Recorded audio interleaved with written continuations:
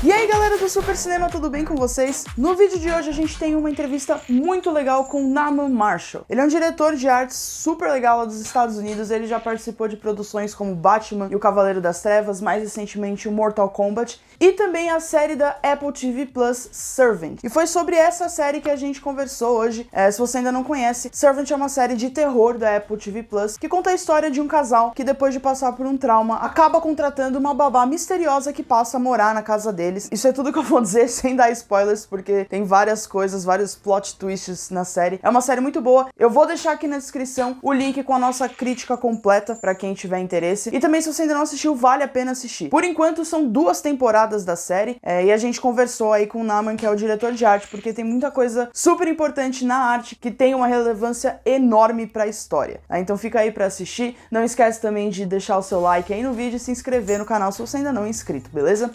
Então é isso aí, aproveitem a entrevista e a gente se vê no próximo vídeo.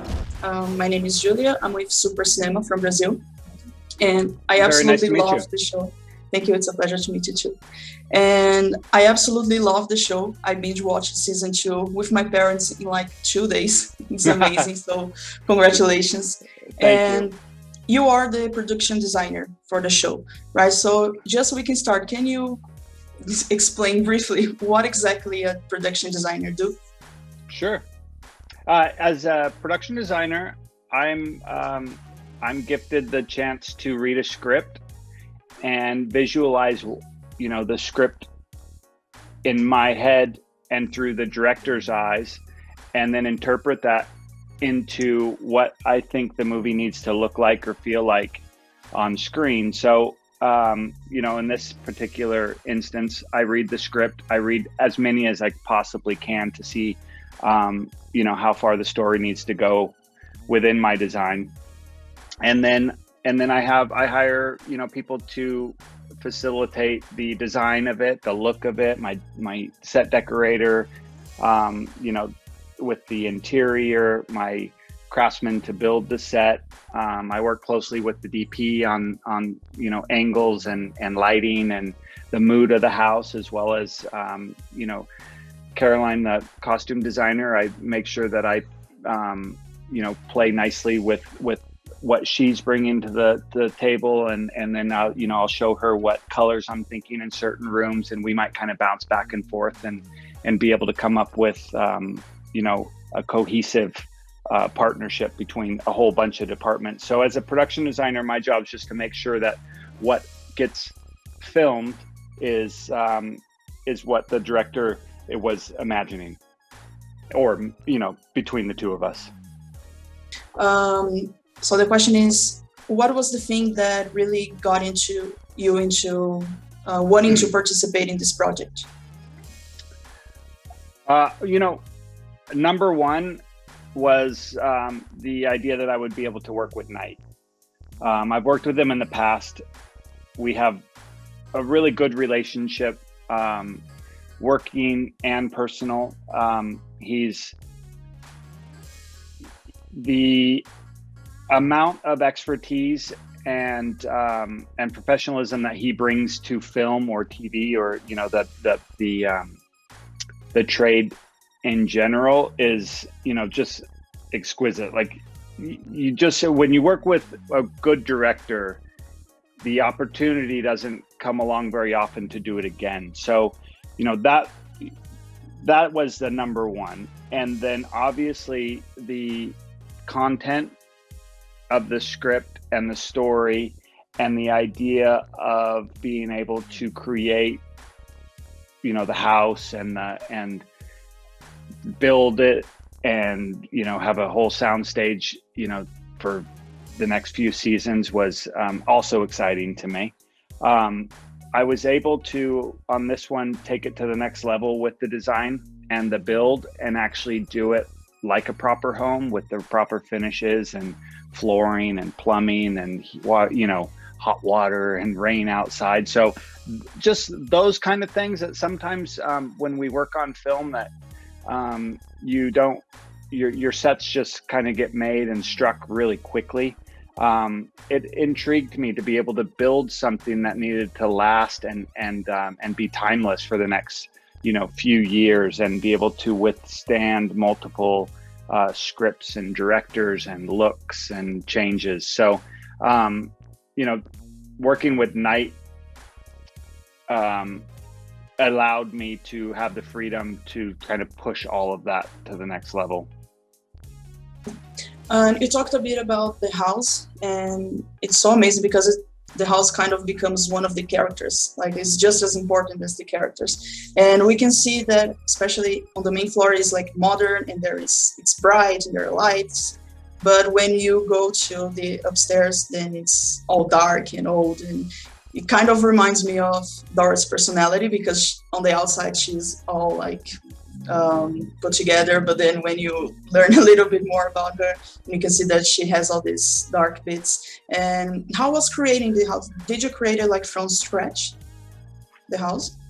Well, so you've kind of hit the nail on the head. The house is a combination of two actual houses in Philadelphia, which are just around the corner from each other, 2 streets over, 1 down.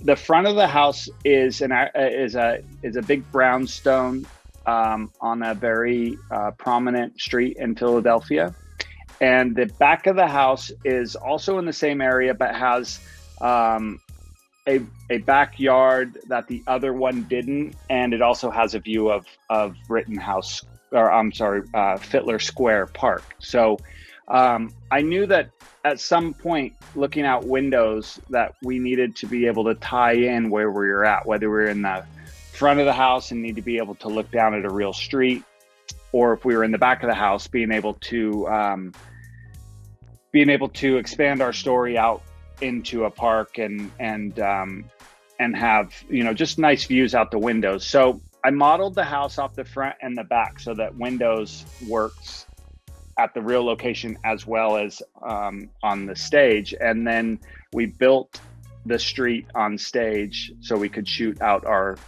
living room windows and our front door. So the idea of the house was exactly what you were saying. Leanne, when Leanne moves in, her first image of the house is Dorothy, and the Dorothy of it all, and the very put together, and you just assume you're walking into sophistication and wealth and all of that. And as you move downstairs, you start getting a sense of Sean and his world, the wine cellar and the prep area. But then when you see the laundry room, it's all very well put together and been redone. And so there was always in any space that we went in, I wanted to be able to show whose space it actually was, just by the dressing or the attention to detail. So the house is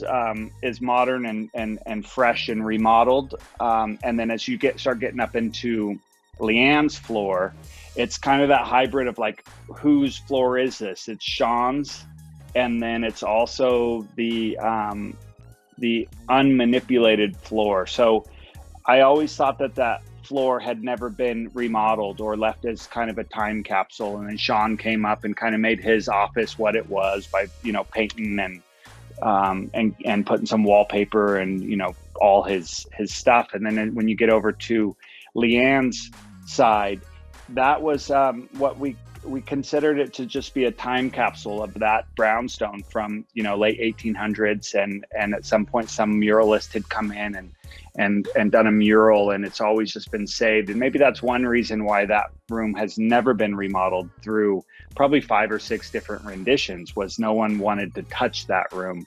And the bathroom, with the 50s, 60s tile. And so it gave me the ability to play on different levels, and it was important for Night and I to be able to tell a story every time the camera is in a room. We don't have to say where we're at. You just know by tone and color and texture. Wallpaper was a big theme throughout the house, and it visually just kind of like, your mind doesn't have to try to figure out where you're at because you're just familiar with the spaces by then. Awesome. Yeah, that is pretty clear for us watching. And my last question is, we got to see in season 2 one room that we haven't seen before, which is the attic. And can we expect to see even more rooms on the upcoming seasons, or that is it for the house?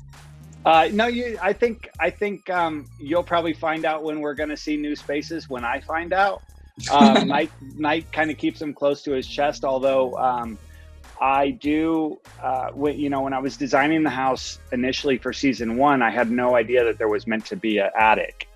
But because I stayed true to the bones of that house, I always had an attic designed in my head. So the door to that attic had always been there, but there was no attic behind that door. So, I try to instigate ideas with Knight to say, like, hey, just so you know that, this door here could lead to this.